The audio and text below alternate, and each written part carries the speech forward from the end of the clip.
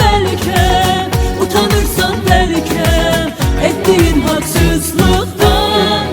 Ama bunu bil ki yarım, bunu bil ki zalim, ölürem yalnızlıktan.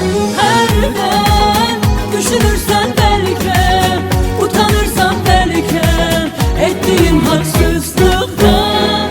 Ama bunu bil ki yarım, bunu bil ki zalim, ölürem yalnızlıktan.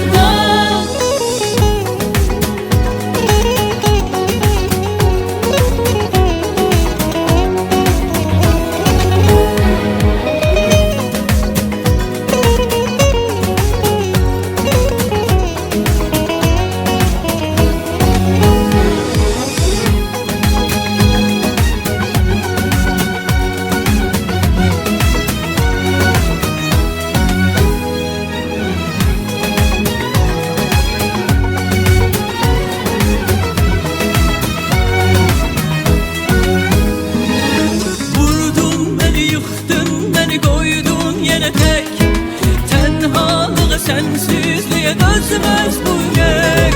Yoktur ümidim artık, öldürdün onu. Öldüren onsuz ama ölmezdi gerek. Vurdun beni, yıktın beni, koydun yine tek. Tenhalığa sensizliğe dözmez bu yürek. Yoktur ümidim artık, öldürdün onu. Öldüren onsuz ama ölmezdi gerek.